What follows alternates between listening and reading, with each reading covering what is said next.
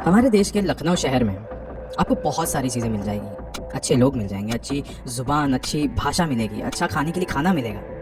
बहुत कुछ अच्छा है यहाँ पे। बस एक चीज़ रेयर है, हॉरर स्टोरीज, खौफनाक कहानियाँ। लेकिन ऐसी एक कहानी है जो कि काफ़ी है यहाँ के लिए कि एक बार आपने ये कहानी सुन ली ना तो उसके आगे आप सुनना भी नहीं चाहोगे क्योंकि ये इतनी ज़्यादा खौफनाक है।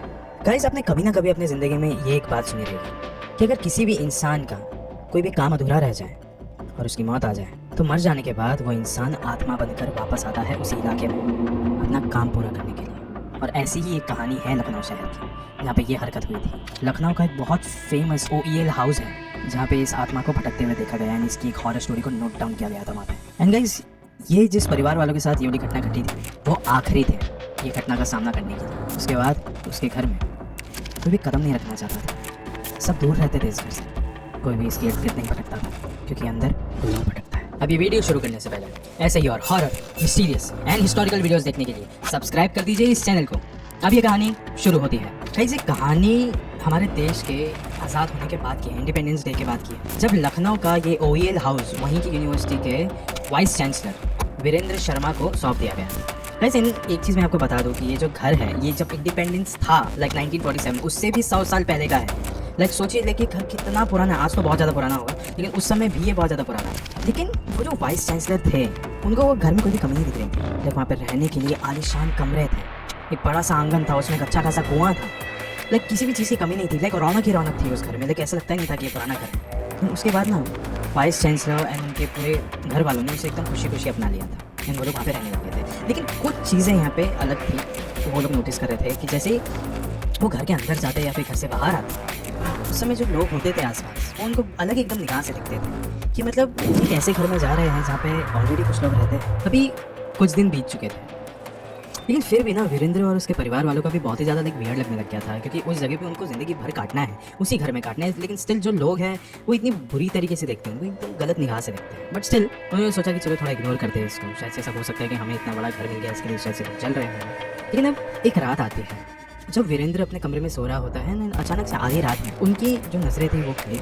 वो उठे अपने बिस्तर से, उन लोग किचन में जाके पानी पी रहे थे। पानी पीते समय ना उनके किचन से नीचे की तरफ एक कुआं दिखता है। पानी पीते पीते वो देख सकते थे कि वहाँ पे ना किसी ने तो पत्थर फेंका है। उन्होंने थोड़ा और ध्यान से देखा तो देखा कि वीरेंद्र का ही जो बेटा है जो कि महज 10 साल का है, विवेक, वो उस कुएं के पास खड़ा है एंड अंदर पत्थर फेंक रहा है। वीरेंद्र ने जोर से चिल्लाया, तो इतनी आधी रात में वहाँ पे क्या कर रहा है, जल्दी ऊपर आके सो जा।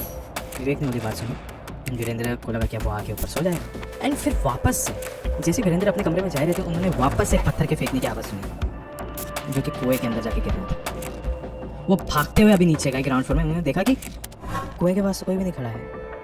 ये कैसे हो सकता है? ठीक है, वो वापस से ऊपर गए। उन्होंने लग रहा था ये सब शरारत ना ये मेरा बेटा ही कर रहा है, चलो ठीक है। वापस से अब जब वो अपने कमरे में जा रहे थे उनको एक और एक पत्थर के गिरने की आवाज़ आई उस कुएं में।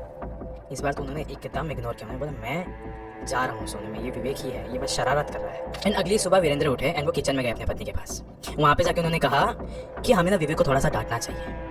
रात भर ये क्या कर रहा था? मैं जैसे ही उठा किचन में गया मैं पानी पीने के लिए, मैंने देखा खिड़की से कि विवेक नीचे खड़ा था और कुएं में पत्थर फेंक रहा था। ये क्या बात हुई? दिन भर उसको कम पड़ता है ये सब कुछ हरकतें करने के लिए कि वो रात को भी कर रहा है। तो उसकी पत्नी ने बोला कि ऐसा कुछ भी नहीं है।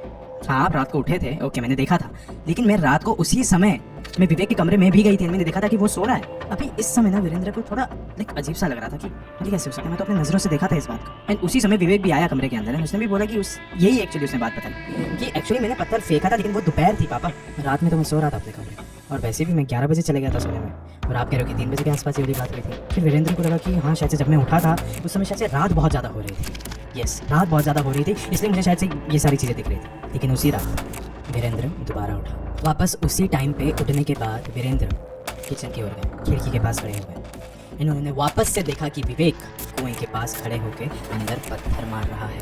वीरेंद्र इस बार बिल्कुल भी शॉक नहीं थे। वो इस बार नीचे नहीं उतरे बल्कि विवेक के कमरे में चले गए एंड वहाँ पे जाने के बाद उन्होंने देखा कि अंदर विवेक था ही बिल्कुल भी नहीं। वो एक घर में नहीं था, वो वही है जो कुएं के पास खड़े होकर अंदर पत्थर मार रहा है। इस बार भागते हुए नीचे गए, विवेक के पास गए, उसको कहा कि तू यहाँ पे क्या कर रहा है इतनी रात को।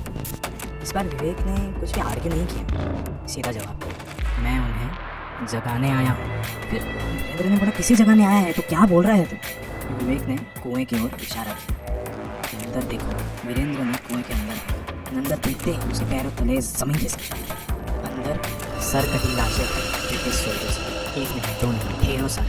ये सब कुछ देख के वीरेंद्र बहुत ही ज़्यादा शॉक था, तब काँप उठा था। एंड फिर उन्होंने विवेक की ओर देखा तो देखा कि विवेक वहीं पे उसी समय बेहोश हो गया। अभी तुरंत वीरेंद्र ने विवेक को घर के अंदर लेके आया एंड हॉल में उसको रख दिया नीचे। एंड उसको थोड़ा होश में आया, पानी वानी फेंका उसके मुंह पे। फिर विवेक थोड़ा सा अपने होश में आया एंड ये सारे शोर शराबे की आवाज़ सुन के लाइक विवेक की माँ भी अभी उठ चुकी थी, वो भी आ गई थी अभी नीचे। वीरेंद्र ने विवेक को पूछा कि ये सब कुछ क्या था, कौन थे वो लोग, तू क्या कर रहा था वहाँ पे आधी रात में। फिर विवेक ने बोला पता नहीं मुझे पिताजी, इतने समय से लाइक जब हम आए इस घर में उसी के दोपहर को मैं यहाँ पे पत्थर फेंक रहा था एक बार। मैंने उसी रात में मैंने जब अपनी आंखें खोली थी आधी रात में तो मैं देखा कि मेरे एग्जैक्ट सामने एक ब्रिटिश ऑफिसर खड़ा है जिसका सर नहीं था, लेकिन फिर भी उसकी आवाज़ मुझे सुनाई दे रही थी। वो मुझे कह रहा था कि तुमने मुझे उठाया है, हमें हमारी सारी आत्माओं को तुमने जगाया है, इरिटेट किया है, लेकिन हमें वहाँ से बाहर नहीं निकाला। तो अब ये तुम्हारा काम है कि हमें अच्छे से जगाओ, हमें उस कुएं से बाहर निकालो। उसी वजह से विवेक ने भी कहा कि मुझे भी उस ब्रिटिशर के अंदर ना मुझे अपने आप का चेहरा दिखने लग गया था। मैं भी उनकी बात मानने चला गया था, एकदम मुझे खुशी मिल रही थी ये सब कुछ करके।